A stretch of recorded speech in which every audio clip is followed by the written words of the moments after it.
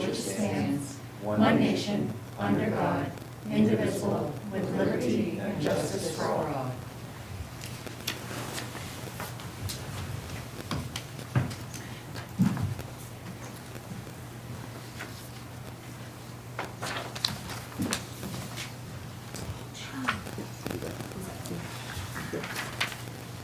For the board's consideration, would like to recommend an amendment to the agenda this evening. Would recommend that you add to follow new business E1 and make new business E2, executive session under section 405(6)E for the sole purpose of consultation with the board's counsel on a legal matter, and add that to the agenda. I recommend that we add executive session under section 405(6)E for the sole purpose of consultation with the board's legal counsel on a legal matter to new business as item E2. Oh, Go ahead. I'll second it. All right, thank you. Any discussion? All those in favor? Can we, okay, I saw Abby put her hand up. Oh. Okay. All right. Sorry, Abby. All right. Any communications correspondence? I have none for the board this evening. Okay. Public participation?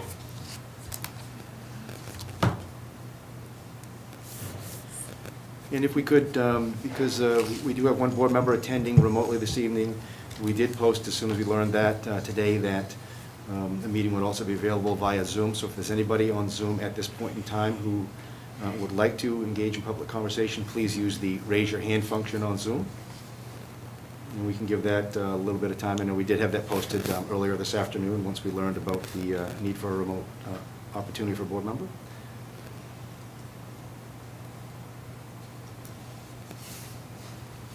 And hearing none and seeing no other people trying to add in or enter by Zoom, I'd say there's no public comment.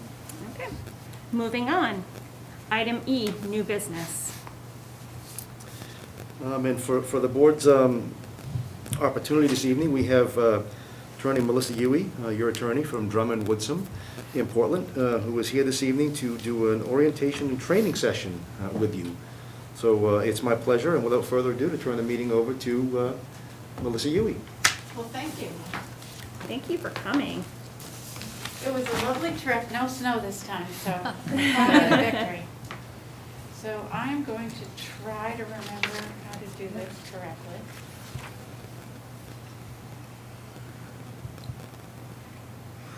There. And do this one, how strong that is. You should be okay. Okay, I can be louder if people can't hear If me. somebody types in and says we're not loud enough, we will ask you to be louder. Okay. So, hello, everybody. My name is Melissa Huey, as you were just told. Oops, and I am a lawyer at Drummond Woodsum. I've been practicing school law for, well, let's just say over 30 years. And I'm going to be talking to you tonight about the board's legal rights, responsibilities, and sort of boardsmanship kind of training. I'm going to talk a lot about the law, and I'm going to talk about state statutes, federal statutes, and I'm also going to talk about the law of your district, which are your board policies. So I've tried to incorporate those into what we're going to be talking about, and we'll talk about why that's important in a minute. I also am going to tell you a little bit about my experience working with boards and give you some of the tips that I've learned over this more than 30 years about how boards can run effectively. That's just my opinion, and you should take it that way. I have, as you see, a PowerPoint presentation mostly to keep myself on track, but I do want to encourage all of you to ask questions if you want to. I'm not wedded to any particular structure or anything like that. So now let me see if I can remember how to make this work. She said I just push the down button, but that doesn't actually seem to be working.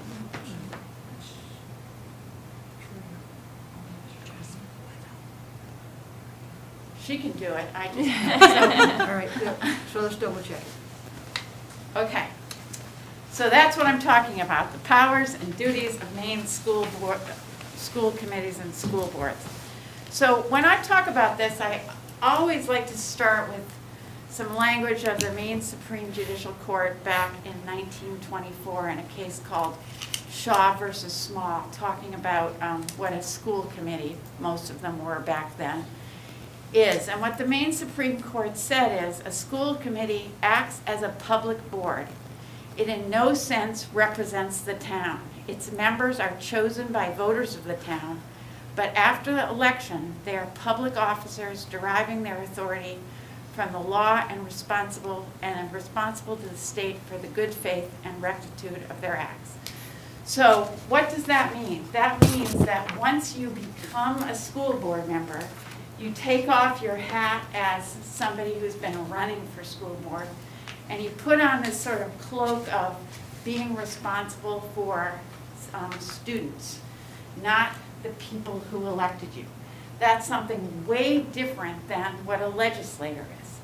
When a senator or a congressman or something like that is elected, they go to Congress or the Senate, and they represent their constituency, the people who have elected them.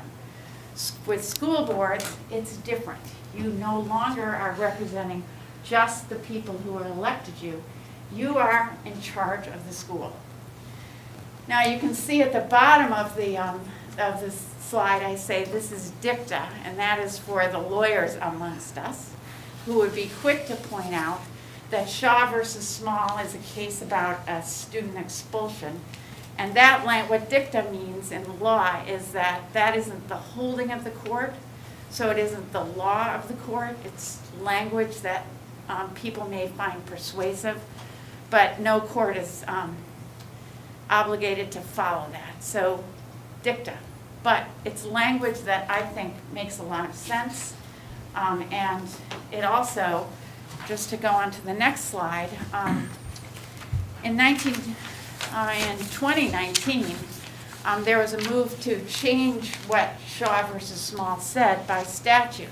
So one of the statutes that was, one of the laws that was introduced to the legislature was LD 63, which said, be it enacted by the people of the state of Maine that, and it says accountability to the public. A school board is accountable to the residents who live within the boundaries of the school board's district, who are the school board's constituents. In other words, what that law was trying to do was say, no, Shaw versus Small isn't right. What we want to do is make sure that school boards represent the people who have elected them. That law did not pass, and so what that means is that the voters, the legislature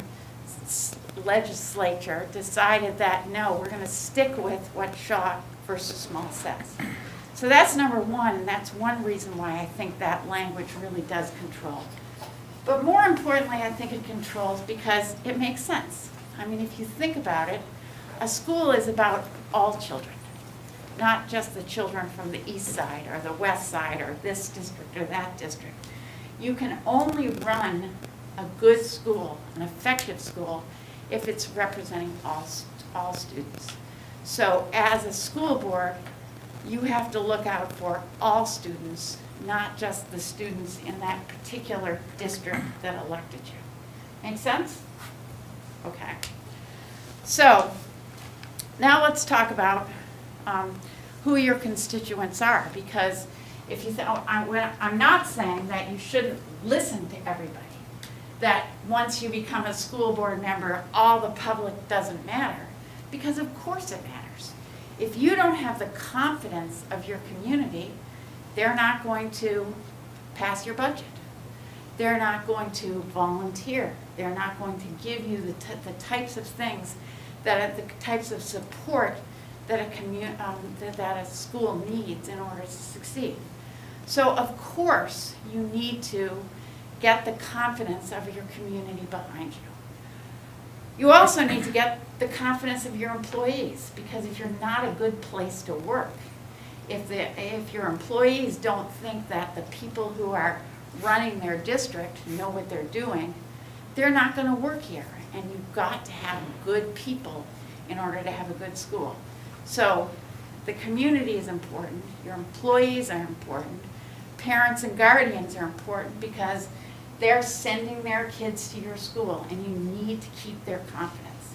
And obviously community members also, because everybody, a school is good, a school does what it needs to do if it has the support of all of those constituents. So are your constituents the people, the specific people who elected you? No, you have a broad constituency that is everybody in your community, your students, your employees, your parents and guardians, and your communities. What does that mean? That means that you listen to them. That means you gain their confidence. And if you can do that, then you run a really effective school. So that's sort of what I'm going to be talking about. How do you get the confidence of all those different interests? It's really hard. It doesn't always work. But I think there are some things that can help you do that. So, sources of the obligations of a school committee. Statutes. So we have in Maine Title 20A, which is the education statutes. That's one source. Title I, the Freedom of Access Act, is another source that will give you many of the obligations that we'll be talking about tonight. Also, school board policies. As I said before, those are your law. The state gives you some laws, but you've adopted policies and said that your policies are what you as a school district are going to follow.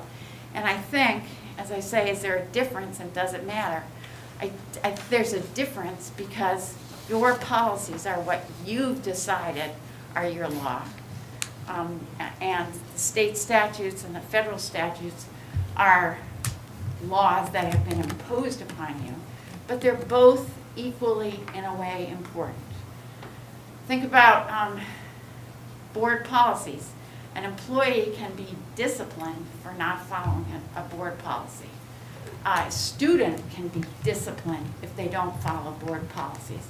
So it's really important for you all also as board members to know what your policies are and to follow them. And that's why I'm really going to be concentrating a lot on the language that you all and the people that came before you have chosen to guide your school board.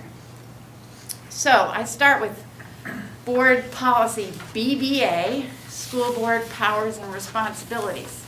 This in many ways tracks the law, but this is how you, the Ellsworth School Department, have decided to define what the board policies and responsibilities are.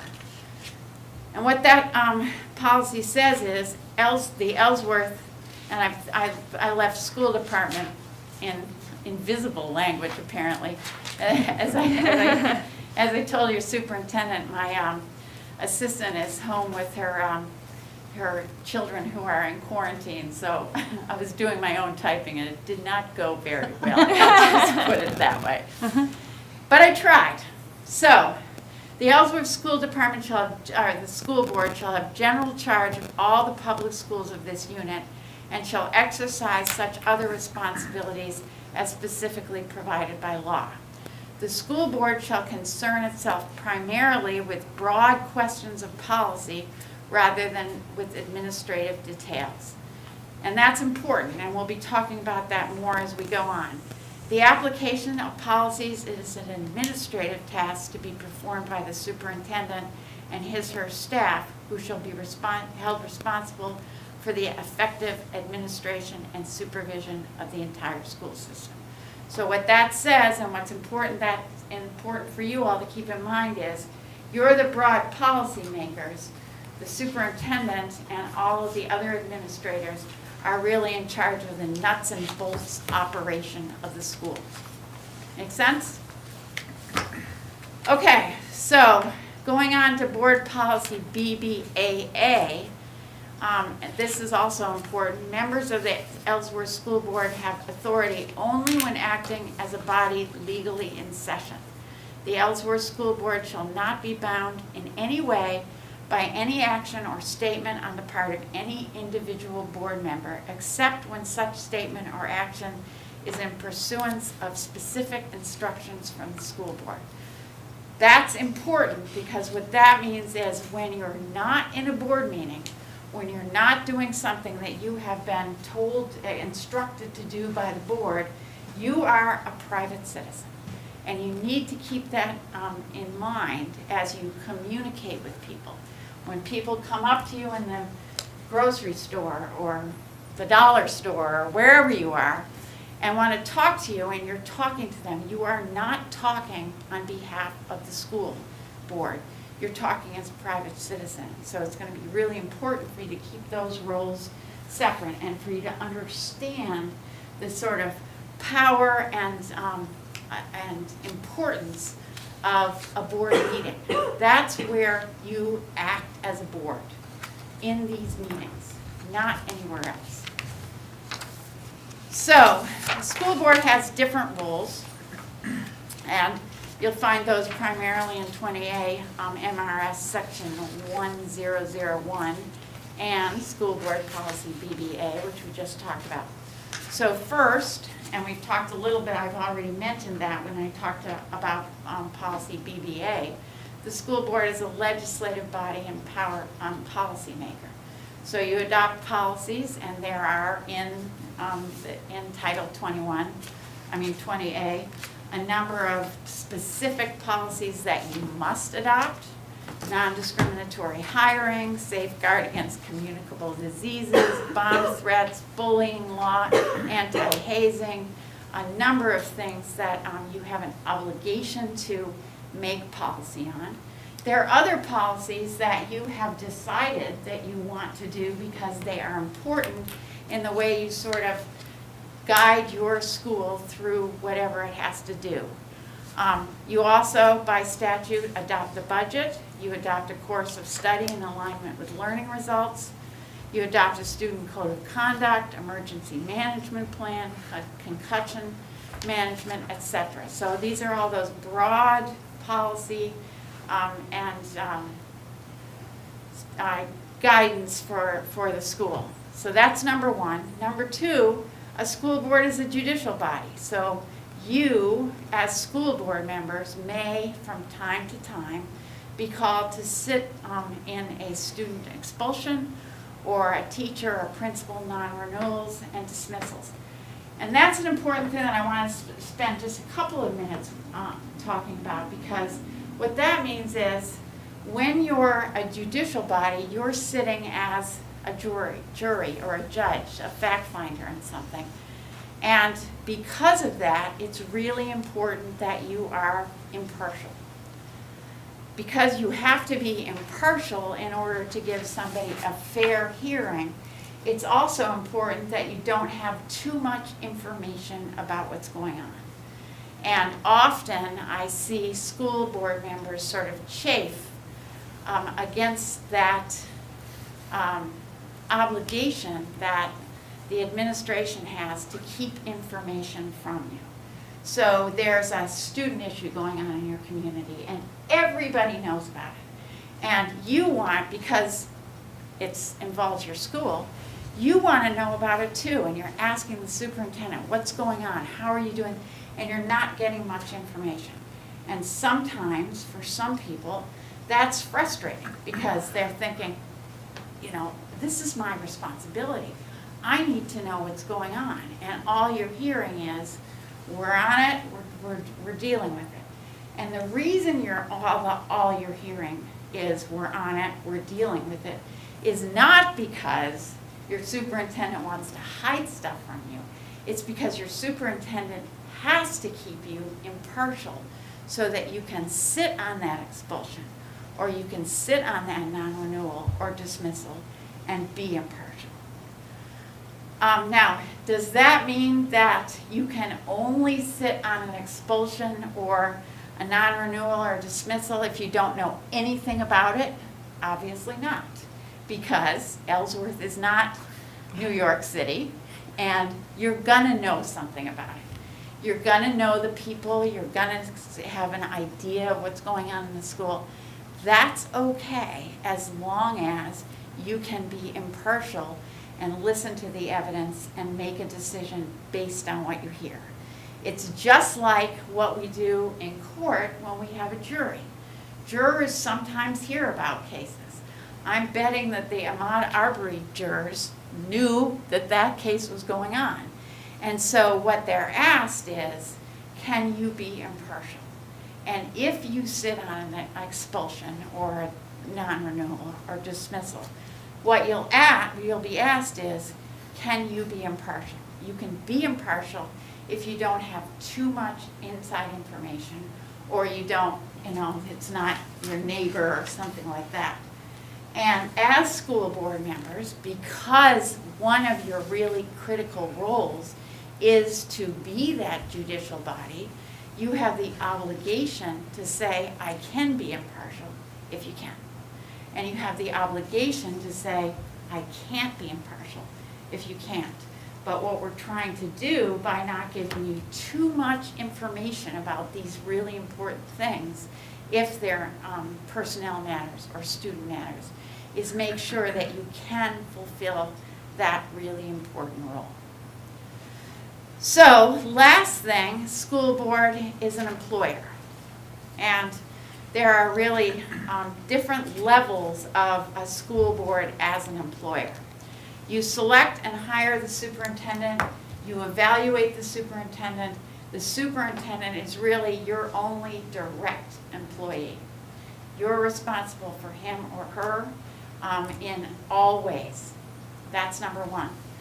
Number two, in terms of teacher and principals, you decide on nominations. So you can't hire a teacher or a principal. The superintendent has to recommend that nomination, and then you can accept it or reject it. That's all you can do. And number three, you can eliminate teacher positions if necessary. So you're really sort of at the top. The superintendent is under you, and under him or her at some points. It is everybody else. You're not directly responsible for any employee except for the superintendent. So I'm going to skip that one because we already talked about it. Now let's talk about the powers and duties of the superintendent. That's in 28 M.R.S. section 1055. Says the superintendent is responsible for the ongoing administration of the SAU and ensuring operation of the schools conforms to the policies and rules adopted by the school board and to state laws and rules. So, as I said before, superintendent is responsible for the nuts and bolts of running the organization and making sure that what's going on in the organization is what you've directed through policy. Different roles, really important to keep those separate. So specifically in the statute, the superintendent has the duty to keep records of votes and proceedings, keep financial records and accounts, select educational materials, enforce school board rules, display flags, I like that one, supervise employees and nominate teachers and principals and employ them after a board vote. So the way it goes is superintendent nominates, you say yes, and then the superintendent actually signs a contract with them. Unless every single one of those 3 steps occurs, there is no employment. Any questions yet? Yes? I'll defer to the board members first, but I do have a question that I want to go back a little bit on before you go to questions, unless these folks have Okay. any questions. But I think it ties into this piece, and you may cover it a little bit later, Melissa, but you talked back before about board members have authority when they're acting as in a board meeting. It makes me think back to when a board member wears their board hat and when they don't. And you gave examples of being in grocery stores or what have you. So my thought is, and I know what brought that question up for me was when you're talking about an expulsion hearing. Obviously, Ellsworth's not a large community, and if something happens, it's all over town. I'm sure that our board members get asked questions all the time, and it might be about an expulsion hearing. What do you know about it? What can you tell me about it? And any advice from your years of working with boards or experience in this that you can give to board members on how to deal with that situation? Because if we have a board member go to town, they know that they're board members when they're in meetings, but they also know that people expect their board members 24/7. Same thing if they go to visit a school or that type of thing. So I'm going to answer that in a couple of different parts. The first part is I want to say that we do board member training around the state, and some boards do this in executive session, which is entirely appropriate because we're talking about the legal rights and responsibilities, which is a specific reason to go into executive session. And some boards choose to do it in open session, which you have, and I actually think that's a really good idea, and I congratulate you for doing that, even though I'd rather do it in closed session, because then I would be sitting down and I wouldn't be on some Zoom screen. But in all seriousness, the reason I say that is because part of board training is training the board, and part of it is educating your community about what your roles and responsibilities are. And so I'm sure that everybody in Ellsworth is not, I'm thinking that my ratings will be awesome, but I'm probably wrong. So it's probably true that not a lot of people are listening to this, but you are, and you can educate people when they talk to you. And what you need to do, first off, if anybody asks you about something like an expulsion or a personnel matter, the answer has to be, I can't share any information about that. That's confidential. So that's number one. But also, I think as you go around the community, part of what you're doing is soaking stuff up. You're listening to people. You're hearing what they want. But you're not getting into a debate with them, because then, even though you know that you're not acting as a school board member when you're talking to them, because you can't act as a school board member unless you're all together doing the business of the school, they don't understand that. They're thinking that you're speaking for the board, and you can't speak for the board. So it's better to say, let me understand, tell me what's going on, and we'll share that with the board or something like that. Then that communication, and we'll talk a little bit later about actual communications and emails and things with people. But I do think that the more you start to talk about your views, people are not going to understand that you're not speaking for the board. And you have specific policies, again, that we'll talk about in a few minutes, that say that when somebody speaks for the board, it's going to be the board chair or the board chair's designee. So if you're speaking around the board chair, then you're not really following your policies. And so I think it's important to listen. Always listen, because that's important, and that's how you get the information you need from the community, so that you can build their confidence and really serve what's going on, but not talk so much except when you're in board meetings and you're all working together as a school board. Does that sort of respond? It helps me, and again, part of the reason I'm asking that is I know that these folks have gone and they've gotten elected to the board because they want to serve the community and they want to do what's good for kids. And I think there are times that they may be put in positions where there's an unfair expectation on them. So I like the way you responded, that you're educating the community as well. So, no. Yeah, and I think no one person, you are a board. And I think that's an important thing, to be educating people as you talk to them. I want to hear from you, but I need to act as a part of the board, and we need to do that within the board setting, because that's what the law and that's what our policies require. Thank you. So that brings us nicely, a nice segue to another policy you have, BHC, which talks about, which really seeks to, I think, help you separate your roles. The policy speaks to board communication with staff, and I think it highlights what we've been talking about in that you're not directly overseeing staff. So that BHC says that the board superintendent is a relationship of teamwork, and all communication with employees should be through the superintendent. There should be no direct administrative relations between the board and principals, and no direct relationship between the board and staff. So what that means is that if you get a complaint about what's going on at the middle school, you should not be calling up the principal and saying what the heck is going on there.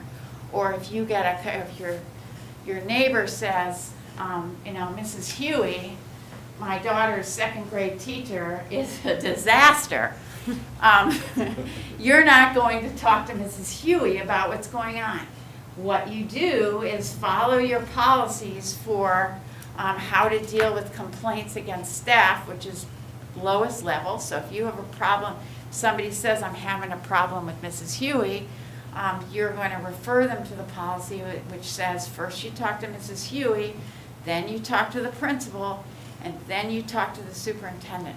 Not me. I'm not in the school dealing with those nuts and bolts personnel things. I think that makes the most sense because your employees have to know who they're going to hear from.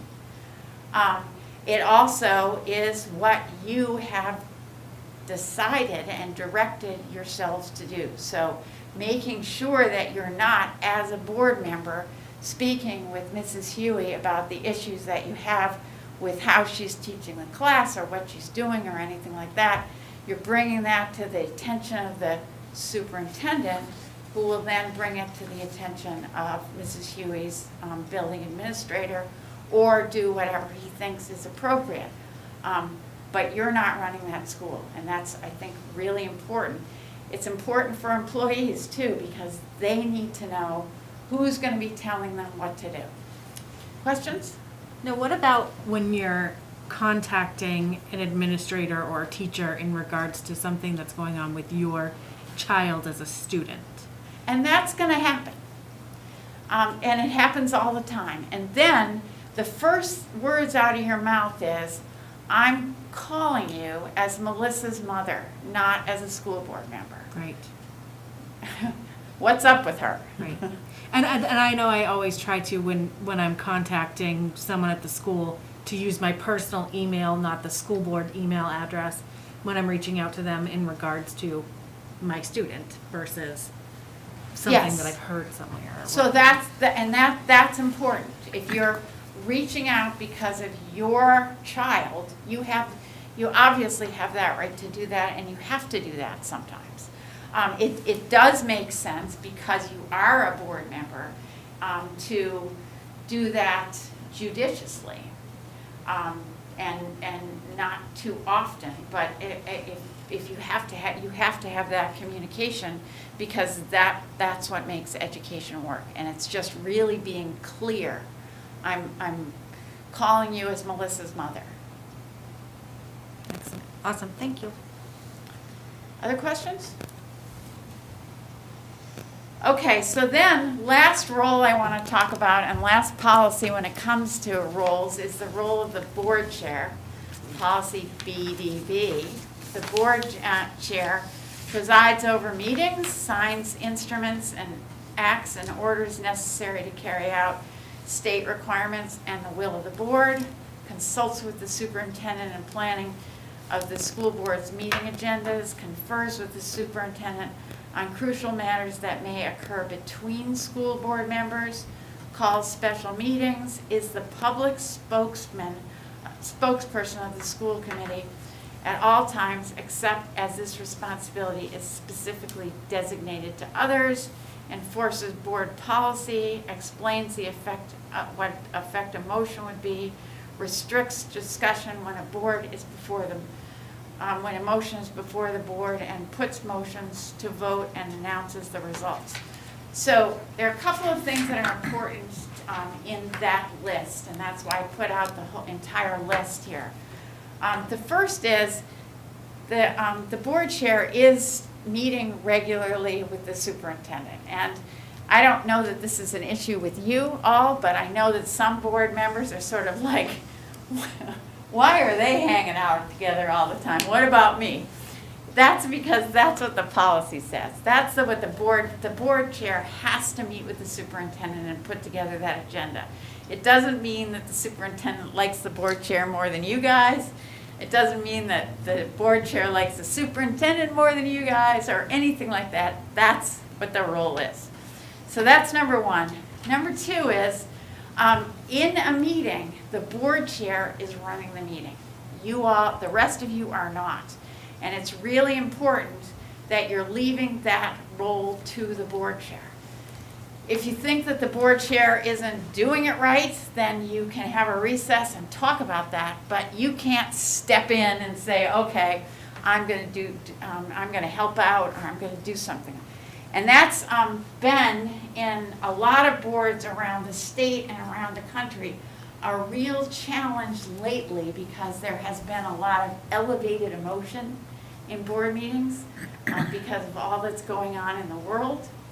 And so people want to be supportive and they want to help the board chair. But your policy is really specific about who does what.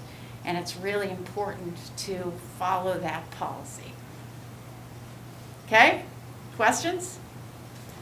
Man, I've never been so clear, Well, I except think for your some presentation. people. So let's just say you get to the point where the board chair says, I want to call a recess, and just say one of the other members has a question or concern. How is that done? Is it done right publicly in front of the meeting, or can that conversation take place? So the board chair, if somebody wants to call, if the board chair calls a recess, there's a recess. And so your question is, can you go over quietly and say, listen, you got to get control of these people, or something like that? I think that's fine. Okay. I mean, obviously you can't conduct any business, but you Right. could clarify something like that. Yeah. Okay. Thank you. Okay, so you got your roles and responsibilities down. You know all those BCDs and BDCs, and you guys are in the Bs. Just remember that. We got a good group, Melissa. That's all. So next I'm going to talk a little bit about the Freedom of Access Act. I'm going to talk, I put this in here for a couple of reasons. First, everybody has to have Freedom of Access Act training. You probably have, but if you haven't, now you can check that box, and that's a good thing. Second, I think the Freedom of Access Act is one of the most important laws in our state. It is important partly in that boards often get in trouble with the Freedom of Access Act, and at Drummond-Woodsum, we do see a lot of litigation around the Freedom of Access Act. So that's one thing. I happen to be a litigator, so I always think that litigation is more important than anything.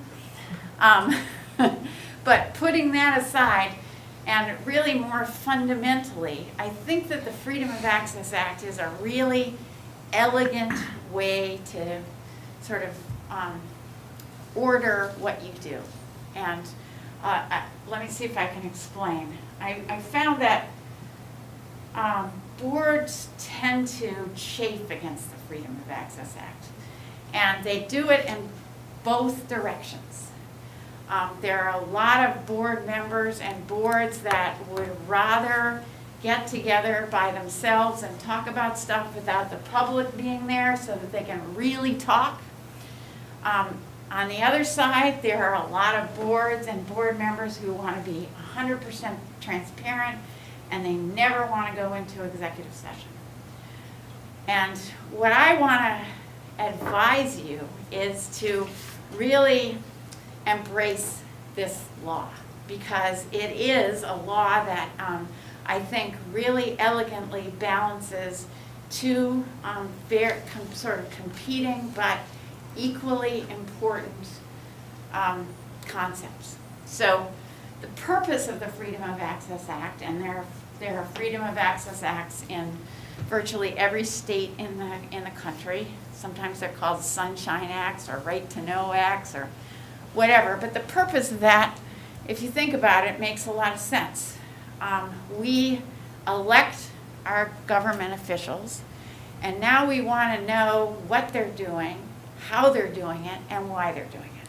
And if we know what they're doing, how they're doing it, and why they're doing it, that builds our confidence in the board, which, as I said in the beginning, is really your ultimate goal here, is building confidence.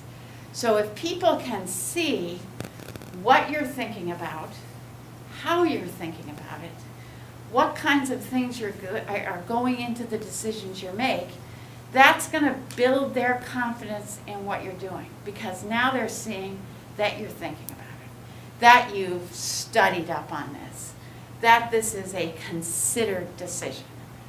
So it's really important that the public gets to see what you're doing on the one hand. On the other hand, there's a competing interest, and that is some things really have to be done confidentially.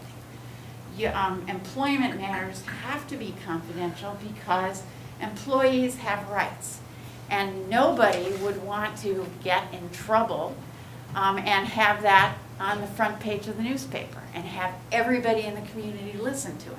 That's not fair, and if that was the case, people wouldn't work for you. So you need to protect employee confidentiality. You need to protect, because it's a federal law, student confidentiality. You need to be able to talk to your lawyer. If you talk to your lawyer in public, there is no privilege, and sometimes you need to protect that privilege.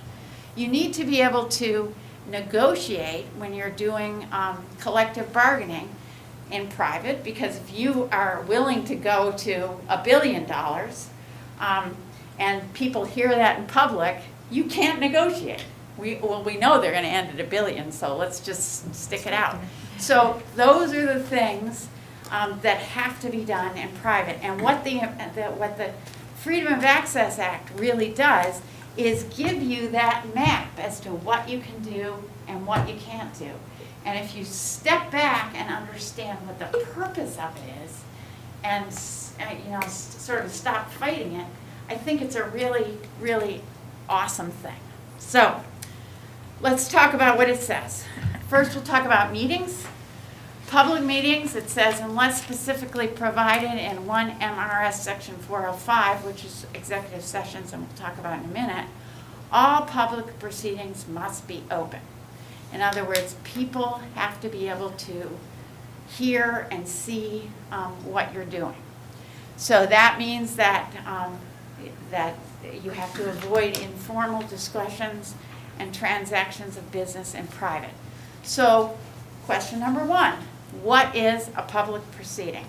And the Act tells us that transactions of any functions affecting any or all citizens of the state by any board of the school by any board of any school district is a public proceeding. So what does that mean? Well, what that means is if there's a meeting where you can transact business, that is a public proceeding. What's a meeting where you can transact business? It is a meeting where there is a quorum of the board. So any time that there is a quorum of you, there are 5 of you? Yeah. That'd be 3 then. Some boards are bigger and it's not, but with you, if there's any time that there's 3 people and you are discussing, which is transacting business, public business, that is a meeting of the board. And that's important to keep in mind. Now, does that mean that you couldn't have a holiday party with all of you there? No, because if you weren't discussing, transacting public business, you can get together and even, or just 3 of you if you want to eliminate a few. That always makes it more fun, right? No, but so so you can get together if you're not transacting public business. Now, my recommendation would be to try to keep that to a minimum, because what we're talking about again is public confidence. And if you guys are all meeting together people are going to assume you're transacting business. And so it's better to treat any time that there's a quorum of you together as a public meeting. So we'll move to board policy BEC. Yes? Just ask a question, so I know Saturday, there's a tree lighting ceremony that all board members have been invited to. So to me, that's a case where if all the board members show up, they're all in the same place. And that's fine. No- You're just no not discussion. gonna, as long as you're lighting a tree and you're sharing some eggnog or whatever you. And there'll be other members of the public here, but, you make a good point about ensuring the public has confidence. I mean, to me, that's a perfectly legitimate reason for anybody to come in and be here. Right, and I am not saying that every time any of you see someone anywhere, you have to run the other direction. You're going to be doing things. Abby's waving when you. Okay, just hold on one second. You're going to be doing things together. Now, if you're at the tree lighting ceremony and all of you rush over to one corner and start talking, even if you're talking about where you can get Beanie Babies now that they're difficult to get, it's not. It doesn't look like that. So, are you spread out doing something? Not a problem because you're not transacting business. Hi, Abby. I just want to let you know that I informed the newspaper and asked them to put it in the newspaper that we would be possibly, but not for sure, all at the tree lighting as well as city council. So let's talk a little bit about notices. Do I have that in here? I don't know if I do.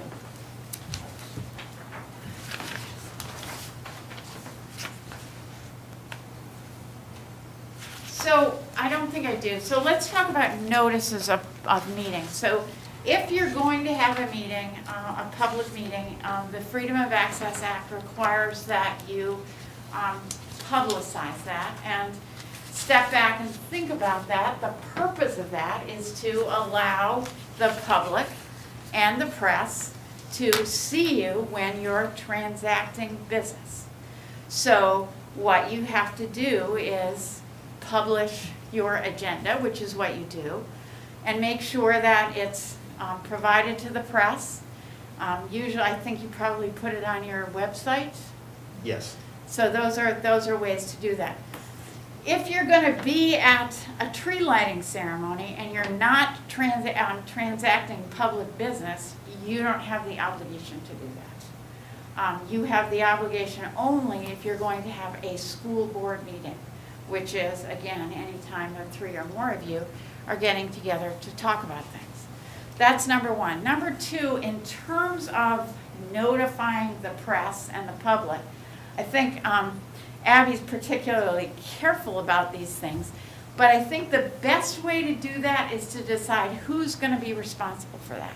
Is that going to be the superintendent? Is that going to be the board chair? Is that going to be somebody else who's designated to always, always, always be the person who's going to take care of informing, of publicizing that meeting? The reason for that is that then you know that somebody's on it. If we know that somebody will probably do it, it might fall through the cracks. But if it's going to be the superintendent, that's his job, then leave it to him rather than have it come in from different directions. I think that probably is a little bit more efficient and makes a little bit more sense. Okay? So, Thank you. yes. There's a thank you. Okay. So, public meetings, and they're going to be, you're going to make sure everybody knows about them. Now let's talk about executive sessions. And your policy says, except as provided by law, this is as the law says, all meetings shall be open to the public and all persons shall be permitted to attend school board meetings. The school board may hold twice executive sessions upon recorded vote of the majority of members present. So, a couple of things to point out there. First is, you can have an executive session, which you all know means that the public is not invited, but you can't have an executive session unless you first have a public meeting to have the executive session. So you're going to come together in a public meeting, and then you vote, and you have to, as you I can tell you know because you did it correctly tonight, you have to state the statutory reason for going into executive session. That's important, again, as a sort of transparency piece so that everybody knows that what the topic is and that your topic is an appropriate reason to go into executive session. Then it says, any motion to go into executive session, well, as I just said, indicates the precise nature, blah, blah, blah, blah, blah. Okay. So, executive session, permissible topics, employment-related matters under certain circumstances. And what I mean by that is that the Freedom of Access Act says you can go into executive session to discuss a personnel matter if doing so might violate that person's privacy rights. But that doesn't mean that any time you're talking about anything that has to do with personnel, you can pop into executive session. One area where a lot of boards get into trouble is when they want to talk about, for example, layoffs. You don't want everybody to know that you're thinking about layoffs because that bums people out. And you don't want people to know basically where you're thinking of laying people off. Unfortunately, though, that isn't directed at a specific person, and so it's not going to be an appropriate topic for executive session. What you're talking about when you're talking about personnel matters is specific people, specific employees. It can also be a government official, so if you wanted to go into executive session to talk about a board member or superintendent or the custodian or anything like that, that might be appropriate. You're also permitted to go into, and you must go into executive session when you're talking about suspension or expulsion of a student. That's a student matter under FERPA. You can't be talking about that in public session. Acquisition of real property and fixtures, and as I said before, you really can't negotiate a purchase in public, and that's why the Freedom of Access Act allows you to go in to executive session to talk about that. Collective bargaining, we talked about that before, and consultation with counsel. There are some other, there's a list in the Freedom of Access Act, but those are really almost the only reasons that a school board would end up going into executive session. So, just want to talk a little bit more about the employment matters, looking specifically at the language of the Freedom of Access Act. You're allowed to go into executive session to talk about employment, appointment, assignment, duties, promotion, demotion, compensation, evaluation, disciplining, resignation, or dismissal if public discussion might damage the reputation or invade the privacy. So again, that's a specific person. The Act also says that if a person is being charged or investigated, that person has the right to be present but can request that the meeting be in public if he or she wants to. That language, charged or investigated, is important because a lot of boards around the state believe that anytime they're talking about a specific person in executive session, that person has the right to be there. That's not true. The person only has a right to be there if they've been charged or investigated. My advice is if you're going to go into executive session to talk about a specific person or a personnel matter, probably makes sense to make a quick call to your lawyer to make sure whether that person has to be there. A person bringing complaints or of misconduct also has the right to be there. So if we're talking about someone who's been charged or investigated and somebody's made a complaint about them, the complainant and the person who's been charged have a right to be in your executive session. That does not mean they have a right to participate. That means they have a right to hear what you're talking about because it relates specifically to them, and that's what the legislature has determined is fair. Yes? Did you say they have the right to request that it be public?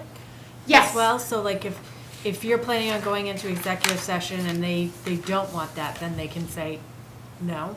Right, so I had, just as an example, some years back, I had a teacher dismissal, which would be an executive session because that's obvious, that's somebody who's been charged. Mhm. And it's obviously going to damage their reputation. That person requested that it be in public. I was a small town and every single person in the town came to watch that dismissal. That person believing that he wanted the whole community to hear what was going on. Didn't work out so well for him, thank goodness. Okay, so what you can't do in executive session, and this is important too, you can't take any action. So the Freedom of Access Act is designed to make sure that the public can see any action at all that a board takes. And so you cannot take any action like voting in executive session ever. You can't stray from the topic that was cited to enter. And that, in my experience, is really, really hard to do. You're sitting there, you've been talking about an issue, and then you just start to stray into something else. And here, I would just say that each one of you has to keep that in mind and police each other. It's gonna happen, and as soon as someone says, wait a minute, we can't be talking about this, then you're going to get back on topic. But it is natural to stray, and so you cannot stray, and you've got to police each other. So the last thing is disclosing the contents of the discussion that occurred in executive session. This again is a point that is often violated. What happens in executive session is often pretty charged. If you're talking about a personnel matter that's around the state, people are going to want to know what you talk about. Your spouse is going to want to know what you talked about. Your friends are going to want to know what you talked about. People are going to want to know, and you absolutely, positively cannot talk about anything that was discussed in executive session and breach that. That is a breach of your duty as a board member, hard as it is, and you just have to say, I can't do that. Questions? Public rest. So let's turn from meetings to records. Pretty easy. Information in virtually any form in the possession or control of the school department, including school board members, that has been received or prepared for use in connection with the transaction of public or governmental business, or contains information relating to the transaction of public or governmental business, is a public record. That's really important, because what that means is if you're emailing each other, if you're texting each other, any of those things that, that are documents are public records and would be subject to a having to be produced if somebody made a records request. So what do we do about that? The first thing we do about that is I encourage people, if you're going to communicate by email on school board business, you should always use your school board email address and use your personal address for your personal stuff, just as you're doing. That makes gathering those things easier, because your tech department can do searches and come up with anything that's responsive to a records request. It also makes sure that you, in your mind, are keeping those things separate. Texts are much more difficult to capture, and when there is a records request, we do have to look at people's texts. My best advice to people is don't text about school board business. Email, talk, call, whatever, but texts really just should not be used, if at all possible not to. I had one other thing I wanted to say about records, and I don't remember what it is, so it couldn't have been very important, right? So Does any- I'm assuming that would be, like, I don't use my school board email for anything except for school board business. But like in regards to text messaging, I would assume, and you can correct me here, if it's of a personal nature, those would not have to be put up. It would just be if it's in regards to school board business. Because if you look at the definition, it's anything that's used in connection with the transaction of governmental business. So if I'm texting Kelly asking her to pick up my kids from school, that's Go not. for it. She should pick them up more often if you Yes, she should. You haven't been in the pickup line, have you? You should. Kelly, every day. Yes. Well, so while you're thinking about what it is you wanted to say, just a thought about email is, and, you know, we encourage our staff members to do the same things, and I think it's applicable to boards, is if you are using email to communicate, is avoid any reference to any confidential information, student name, staff name, parent name, anything. And that's really important. I will say that I've been spending a lot of time with one school district recently responding to a very, very broad records request. And that means I have to go through every single 3,000-4,000 emails and redact names. And that's just really bad because it's really hard not to miss something. So I have to go through it, and then somebody else has to go through it to make sure we're doing that. So if you get in the habit of never, ever, ever using a name, that makes it a lot better. That's number one. And number two, which is what I was going to say, is that communicating by email is something that also I think should be kept to a minimum. Because remember, if you're all communicating about school business, that could be a meeting. It's not, you're not together, but if you're all saying we ought to vote for this, we ought to do this, we ought to do that, then you're essentially having a meeting that hasn't been noticed. Email should be used, in my opinion, for things like, I'm going to be 10 minutes late, little things that you're just, or give me a call or something like that. But talking about substantive things on email, if it goes to all members of the board, can get you in trouble. If it goes to just one person, it's not a meeting, but it is going to be subject to a records request. So one of the things in our policy, Melissa, is, email shall not substitute for deliberations, and our board does an excellent job at that. But the piece about everyone, so for example, trying to set up a special meeting or an emergency meeting, if that's an email that I send to all 5 board members and say, this is a date, can you make it? Yeah, so that's not, That's okay. that's fine. That's really not transacting business. It would be subject to a request. Yep. If they come back to you and CCing everybody and say, we shouldn't be talking about that, or something like that, or, Right. I'm thinking that maybe we should decide this or that. If you're talking about substantive things, that's potentially a meeting. Setting a meeting up, I don't think that's really transacting business. Thank you. But Melissa, may I ask a question as well? So, but can we share information to the entire board? This is just for your information. Please do not reply all. We'll discuss at the next meeting. So, for example, you're thinking about whether planting tulips. Yeah. And you want to show that there's, tulips have a health benefit for kindergartners. Yeah. So you're going to send around a scholarly article on the health benefits of tulips for kindergartners.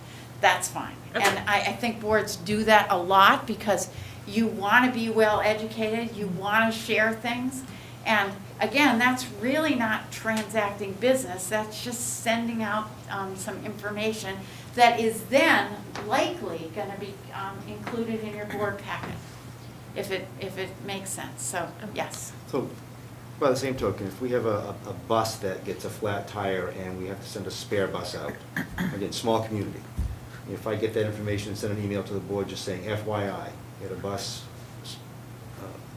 And again, I'm not seeing that as transacting Okay. business. No, but I just want Yeah. to make sure, because to me, that's a courtesy to the board, because these folks are gonna get questions, what do you know about this? Right, and Or at least they're, what they can say is, we know administration's aware of it, if you have any questions, call them. right, Okay. that's fine. If they're coming back and saying, you know, maybe you should call council and have them come drive the bus. And somebody else says, I can tell that woman couldn't drive. I saw her coming down from Portland or something, then you're starting to transact a business. But notification from the superintendent to the board, from the board chair to the board about, when a board meeting is gonna be, that I don't think Okay. that's business. Thank you. Other questions? Okay. That's what I got wrong. So now let's talk a little bit more about school board meetings. And as I said before, that this is where you're doing your job. You're together. This is really the most important thing that you can do is these school board meetings. That's where you get the support of the public. That's where you do your work. That's where you talk about what you need to do, and you sort of work through and struggle through the issues that are before you. So I want to talk about a couple of laws that you need to keep in mind when you're in a school board meeting. The first is the First Amendment of the U.S. Constitution, which, as you all know, guarantees the right of free speech. The First Amendment says specifically, Congress shall make no law abridging the freedom of speech or of the press or the right of the people peaceably to assemble and to petition the government for a redress of grievances. That's a lot of words to say that people have the right of free speech. A couple of things that you should keep in mind about that right. The first is that it applies, and this is something that some people don't always understand, only to governmental entities. So at Drummond Woodsum, we can tell people that they can't say anything because we're a private entity and we can do what we want. As a governmental entity, the First Amendment applies to you and you need to keep it in mind at all times as other constitutional provisions. So the second thing to keep in mind is that the right of free speech is not absolute. People don't have the right to say anything and everything that they want to say. But the exceptions to the right to free speech are quite limited. So hate speech is not subject to First Amendment protection. Threats are not subject to First Amendment protection. Defamation is not subject to First Amendment protection. And importantly, a governmental entity has the right to place time, place, and manner restrictions on free speech. So what that means, for example, is that people can't just run over to the elementary school and start saying what they want to say. You've said, no, that the elementary school during school is not a public forum for discussing things. That's okay. So placing restrictions is okay, but you have to be very careful about the restrictions that you place. By that, I mean that once you open the door, and what we say in the law is once you create an open forum, that forum is open to speech regardless of its content. So you can restrict when people talk, or how much they talk, or whether they can write it or speak it or something like that, the manner, but you cannot restrict the content. Putting those content restrictions is where we're violating the right to free speech. And that is heard for, in my experience, for governmental entities, and I refer now to not only to school boards, but also the work I do with municipalities, to understand, because we feel like we want to restrict things if they don't seem right, or they seem false, or something like that. The thing about the First Amendment is that it doesn't give the governmental entity the right to decide what doesn't seem right or what is false. What the First Amendment says is, I have the right to express my views.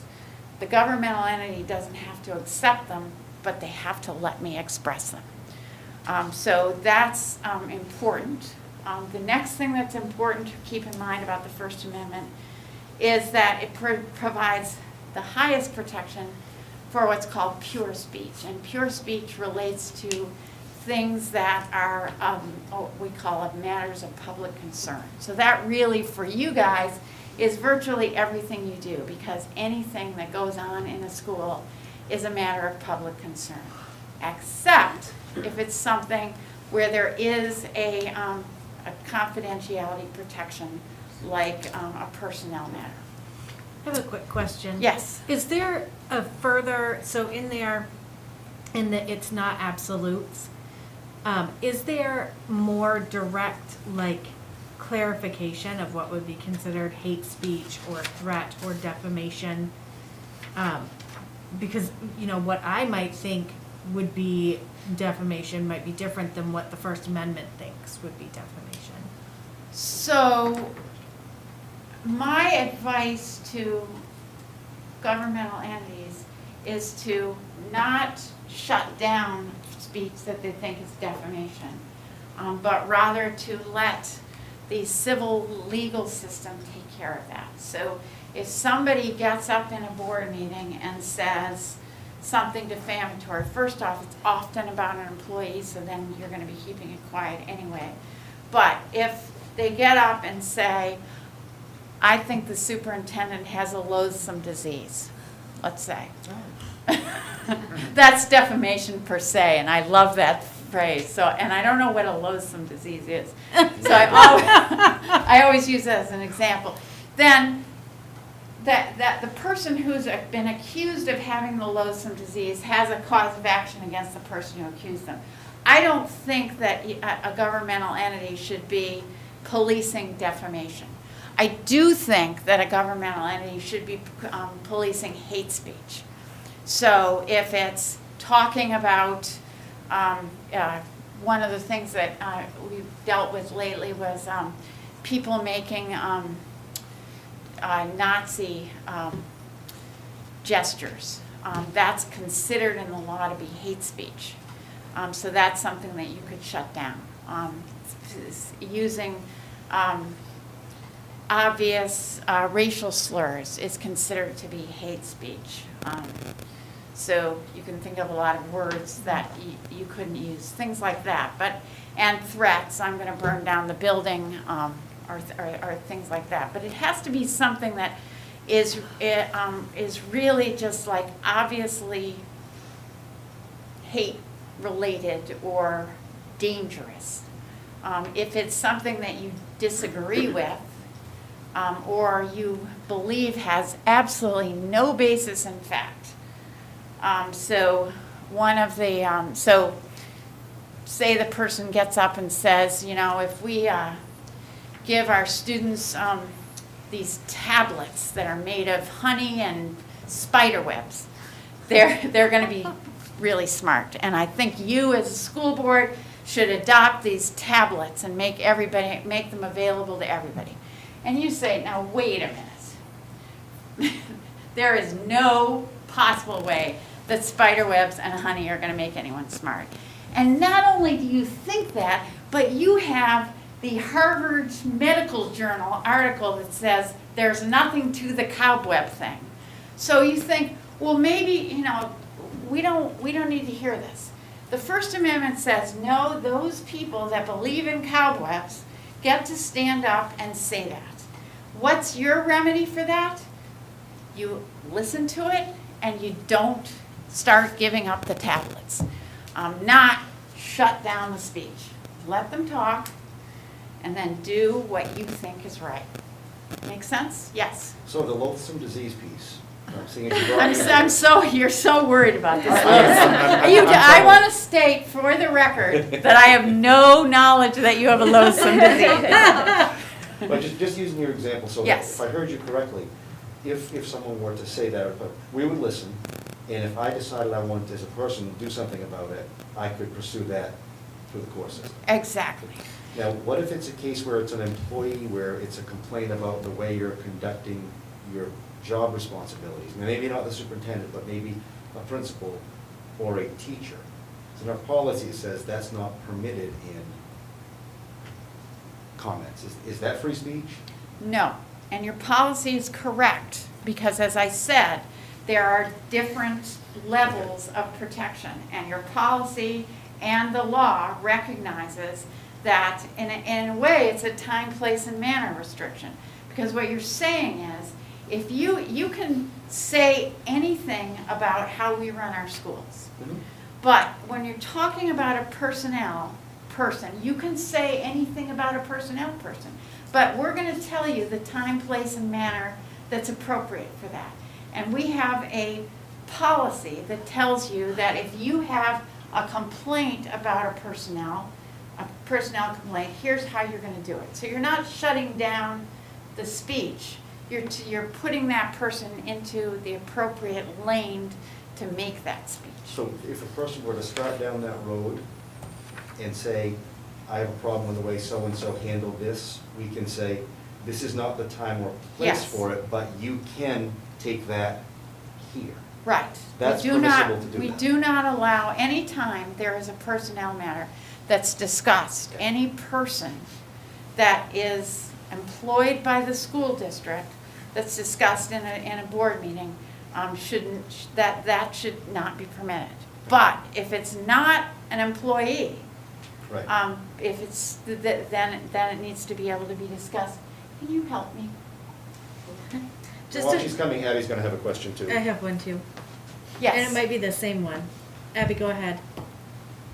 So, in talking about employees and defamation, I know there was just a new law passed about online bullying of our school employees and having it the district responsibility.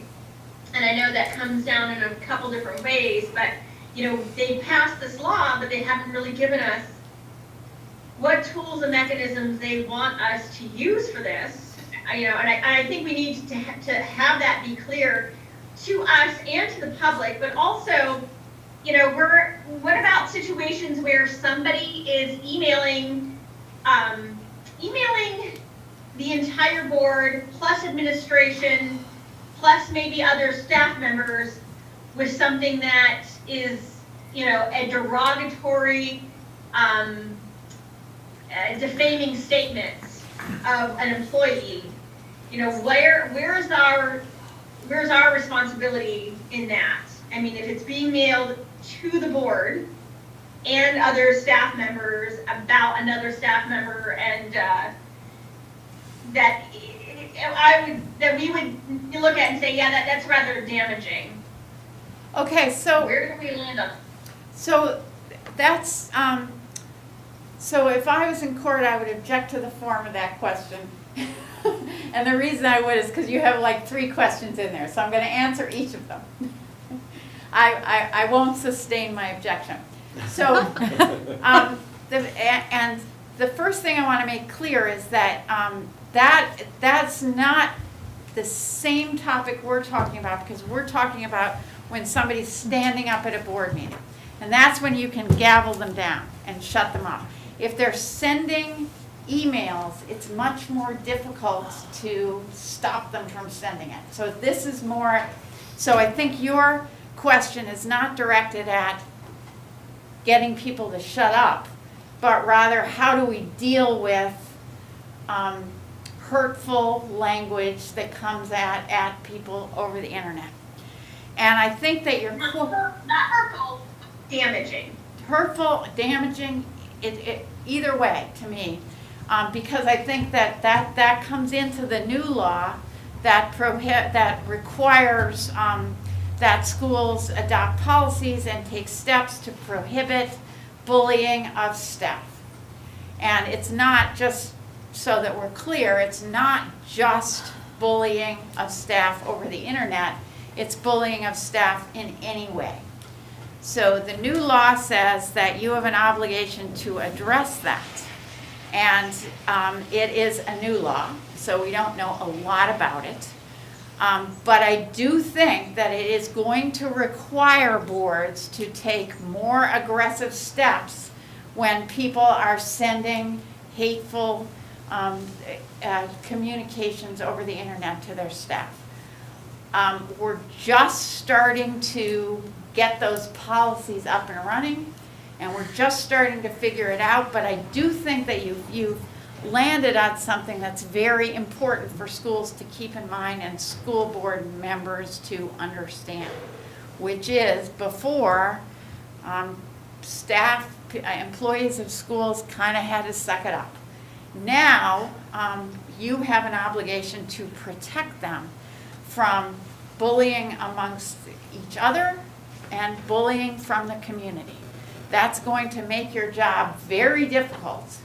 And we haven't had much guidance from the DOE yet. We haven't had much guidance from anywhere, but all I can say is yes, that's something that has to be dealt with.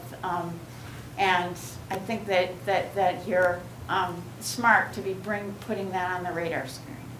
And could just say, we've done the first read of the policy because it went effective October 18th. Yes. And I do agree with Abby. One of the pieces is the application and implementation of that is the development of rules.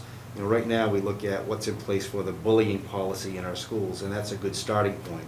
But I agree with you.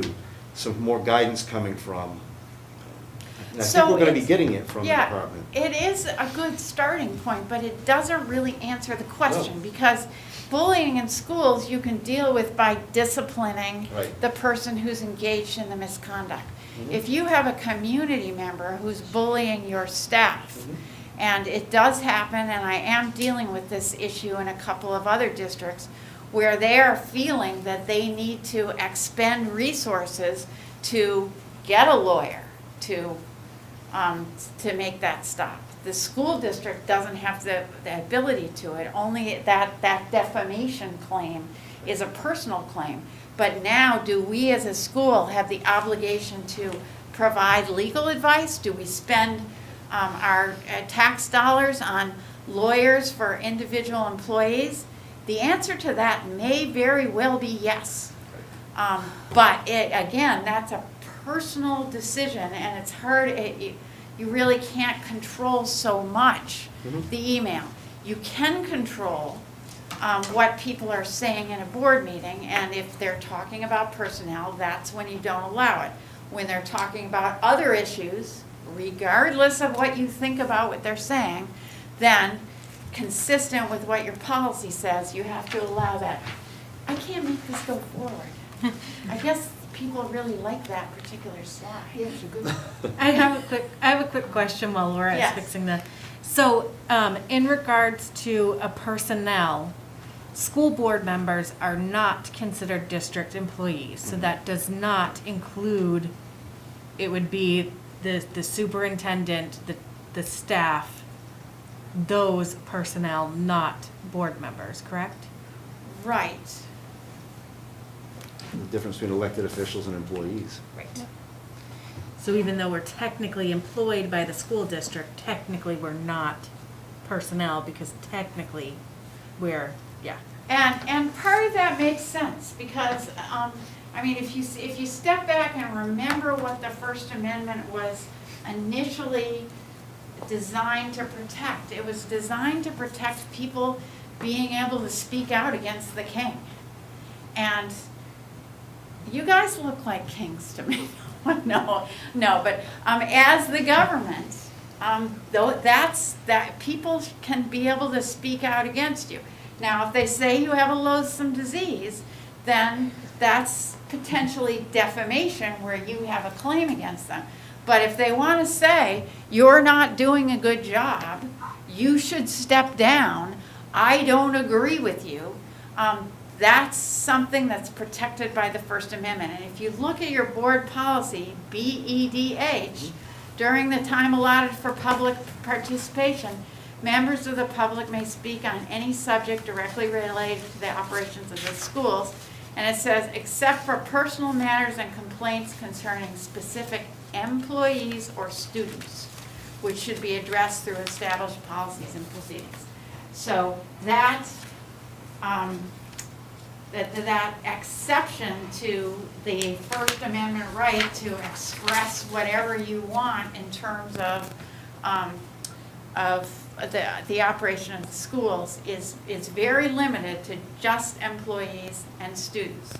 And that makes sense too, because that's where you have a specific state statute, 28 M.R.S. section 6101, that says that employment matters are confidential. And you have a specific federal statute, FERPA, that says student matters are confidential. So those can't be talked about in public, but pretty much everything else can. Melissa, Abby has a question. Yes.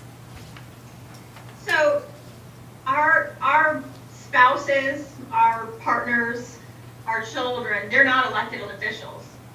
So if somebody comes to a meeting and starts being defamatory against our family members, are we allowed to gavel them? So, if you look at what the policy for public participation and the law says, because your policy pretty much tracks state law, which gives the public the right to make comments at board meetings on anything that deals with the operation of the schools, and that's pretty much what your policy says.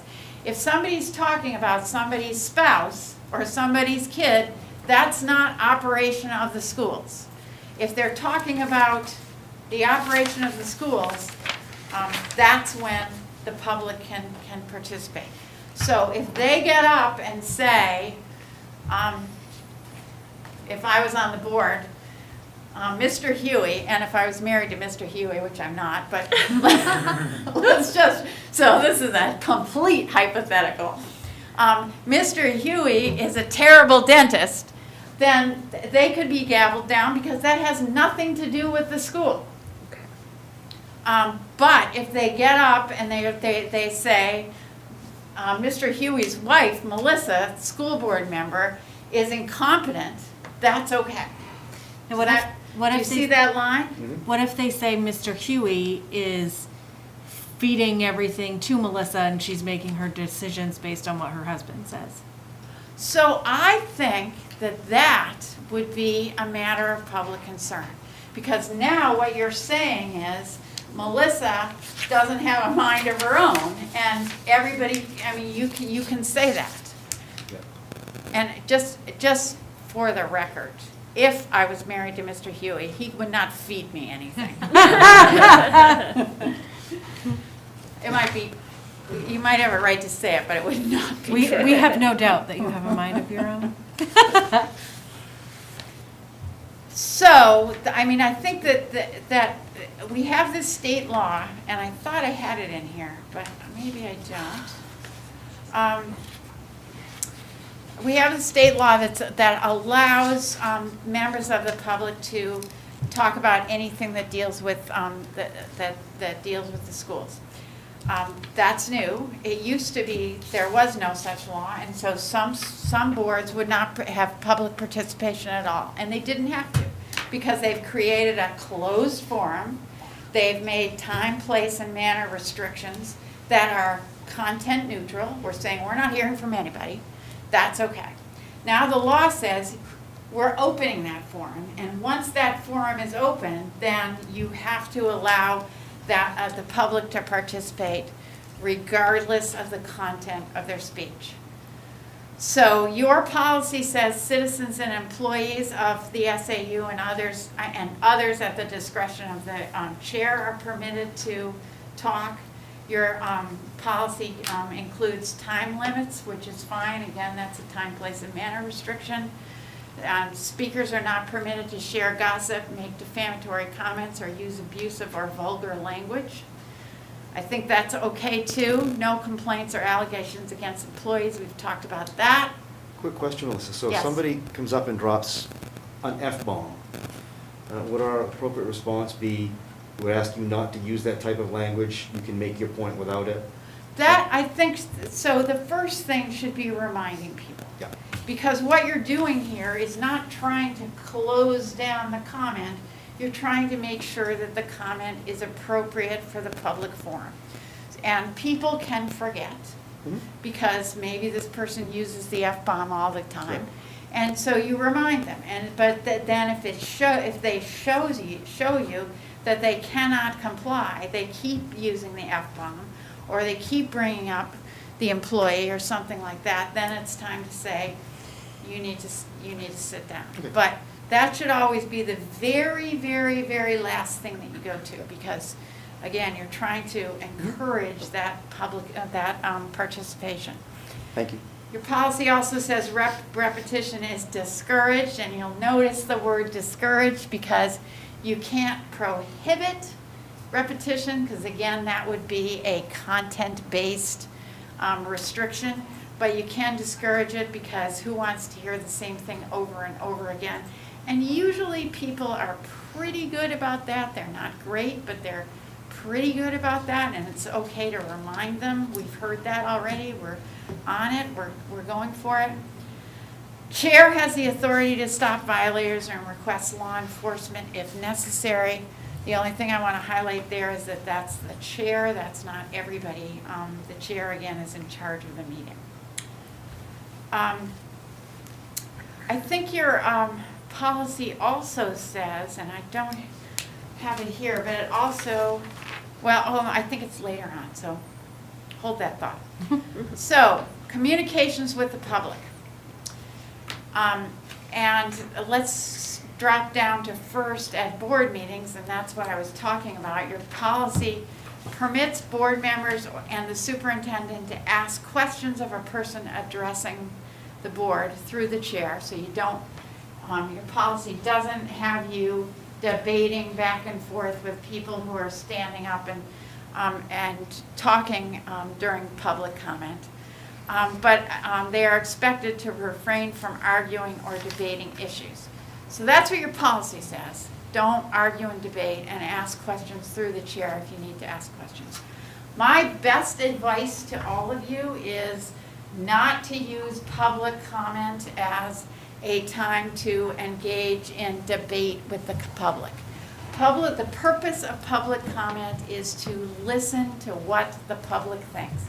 Listen, soak it in, do not respond, argue, explain. That's what you're going to do when you get to your part of the meeting, when you're talking to each other. Well, I know that the member of the public raised the idea of planting tulips, and I thought that was a good idea. I'm opposed to tulips. They don't have any scent. I don't think they're any good. And then you can talk about it. You can hear what you can take what you hear from the public and use it as you talk. But you shouldn't really be engaging in a debate. I don't think that that's productive. I think it's sort of a distraction. I think you really want to soak in when the public is talking to you. Outside of board meetings, and we talked about this a little bit before, but you all, I'm sure, not only are people coming to you and talking to you in the grocery store, the movie theater, wherever you are, they're also probably sending you emails and more emails and more emails. And this, I think, is an important point because you have to go back to policy BBA, which says the only authority you have is at a board meeting, and policy BDB, which says the chair speaks for the board outside of the board meeting. So what I see around the state, and I don't know if you do this, but is that people will get a long email from somebody. Here's what's going on. I don't think you should do it. I think you should. Blah, blah, blah, blah, blah, blah, blah, blah, blah, blah. It goes on and on. And what a board member wants to do, because they want to be responsive, they want to show the public that they are listening and they know what's going on and they care what they think, is they respond, well, we've heard about that, I don't think you're right on this, your information is wrong, blah, blah, blah, blah, and you want to respond. If you're doing that, I really think that in many ways you're violating both BBAA and BDB. BBAA, because that person who is getting the response from you is going to believe that you're talking for the board. Policy BDB, because if you're speaking for the board, you shouldn't be unless you're the chair. I think, at least in my experience, the best way to deal with emails that you get from the public is always to acknowledge them, because people sat down and bothered to write you a long email, but just to acknowledge them with a thank you, with a CC to the whole board, so that everybody's knowing this. And if if it's deemed that a response should be made, then that's a response that should be coming from your board chair. Make sense? Now, do you feel like everyone should respond with an acknowledgement, or that one acknowledgement response is sufficient? I don't think everybody has to. So I send an email to all of you. I don't think each of you have to say thank you for your email. I think one person says thank you for your email. I will consider this. If it goes to the board chair and everybody, I would expect that the board chair would be doing that on behalf, and would be saying on behalf of the Ellsworth School Board, I want to thank you for your input on this issue. We'll certainly consider it, or something like that. If it goes directly to you and maybe one other person, I would respond, thank you for your email. I've forwarded it to the rest of the board for their consideration, and that's it. But not engaging in that communication that makes it seem like you're acting as a board member rather than a private person. Good? Okay. Very quickly, I just want to talk to you a little bit about making your school committee operate effectively. So it starts with what it means to be a school board member. You're the governing body of the school board. You're the school department. You're part of a team. And by a team, I mean all of you are a team. And so you've got to work together like a team. You have a duty of loyalty to students, employees, and fellow school board members. So, you will find, in my view, every answer that you need for every difficult situation in your policy BCA. I love this guy. I think you should print it. I think you should laminate it. I think that any time that you are going into a difficult school board meeting, or there are difficult things going on in the school board, it makes sense to read it, because it really guides you through everything. There are really 3 themes to that policy. Do what's right for students, work well together, and honor the appropriate process and be professional. So I've picked out a few of my favorites. Do what's right for kids. Number 3, I will consider the educational needs of children and how they will be affected in all my deliberations and decisions. That's super important. 4, I will work to ensure that a high-quality public education is provided for the children of our district, and that's all the children of our district, in accordance with the district's mission and vision. And 14, I will endeavor at all times to see that schools have adequate financial support within the capabilities of the community and state, in order that every child may receive the best possible education. I mean, that says it all. Those are your words, and those are just awesome. So thank you. Work well and be kind. This is the second part of working as a team and really building community confidence. I will support a decision graciously once it has been made by the majority of the school committee. I will make no disparaging remarks about others. And that's really important too. And finally, honor the process and be professional. I will remember at all times that as an individual, I have no legal authority outside meetings. I will recognize that my responsibility is not to operate the schools, but to see that they are well operated. I will refer any complaints brought to my attention as a school committee member to the proper authorities within the school department, and I will not criticize employees publicly, but will make criticism to the superintendent for investigation and action if necessary. So really, all of that is reminding you of the different roles and responsibilities that you have and making sure that you do it. Ta-da! Any questions? That was great, thank you. Thank you. You guys have questions? I think I asked as I went. Yeah. I was that person, Paul. Yeah. You were that person. I was that person. So talking about, you were talking about communications with the public. And you didn't, what about communications with news media, with reporters? So that goes directly to the policy that says that the board chair is the spokesperson for the board. So I think that anytime anybody from this school board gets a question from the press, it needs to be directed to the board chair. Unless the board chair has said, okay, if we get questions from the press, Paul's going to be the spokesperson or something like that. And that often happens because there are a lot of things going on or something like that, or you just happen to love to jump in front of TV cameras or whatever. Paul's good at that. Or everybody else likes to No, be but bored. seriously, there has to be one person speaking to the press. And your policy says it's going to be your board chair or the designee, so it has to be directed to the board chair. And if it's not, unless there's been a considered reason for it to be somebody else.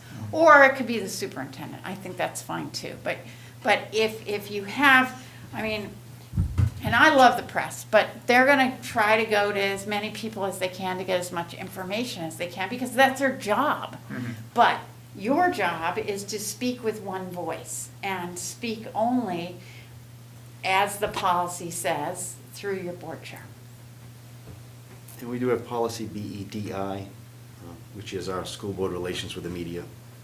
See, when you have a superintendent that can pull up any policy, that's when you know you're lucky. Well, that's better than what I had earlier. Yeah, that means he has a loathsome, talk about a loathsome disease, knowing all those policies.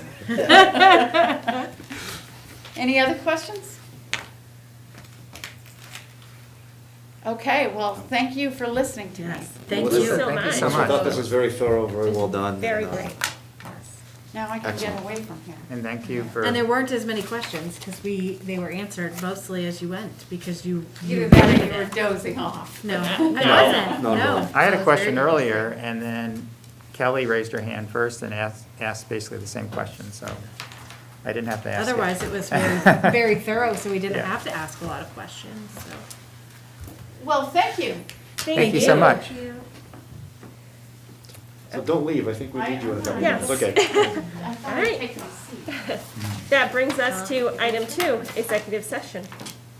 Motion? I will make a motion to enter executive session under 4056E for the sole purpose of consultation with the board's counsel on a legal matter. Do we have a second? I'll second that. Any discussion? All those in favor? And Abby said yes, okay. Thanks, Abby. Great. Okay, so, okay. And you can remove your drawer We're asking to leave. or ask them to leave or keep your shadow. Okay, Mr. Trotter, if you can hear me, we're going into executive session. I'm going to ask you to depart the meeting if you would. Otherwise, Dan's gonna give you the old heave-ho. Thank you, Bill. I'll exit the meeting now. You'll exit the meeting, and And so that will disappear. that will disappear. There's he, and then this is you guys. That's the and the other one is the podium. And who's that other lady? Should we get rid of her? Oh, wait, no, that's Abby. Okay. So once you've gone, Laura, we're set to go. And the mics will stay on, right? Because Abby will be, Yeah. so that Abby can hear us. But I Awesome. will also need to turn off the cameras and turn off those mics. So you will let us know. Yes, so give us a Okay. second. Thank you. So 7:48. And we'll wait for Laura to do her stuff. Her magic. If I'd known you were that close to being finished, I would have waited to use the restroom until after you were done. We were almost there. And Kelly, would you pass?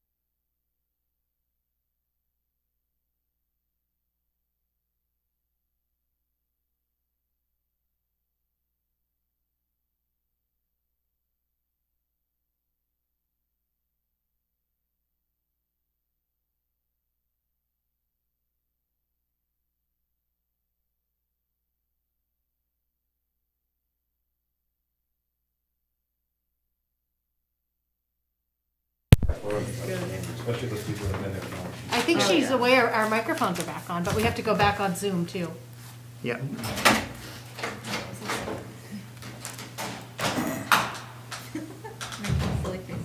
I can't see them. And Bill Trotter texted me asking me if I could let him know when we're coming Back out of in. executive session. So I Perfect. just texted him and told him we were coming out momentarily. So Alrighty. we'll see him up there. Yep, he'll pop back up. Yeah.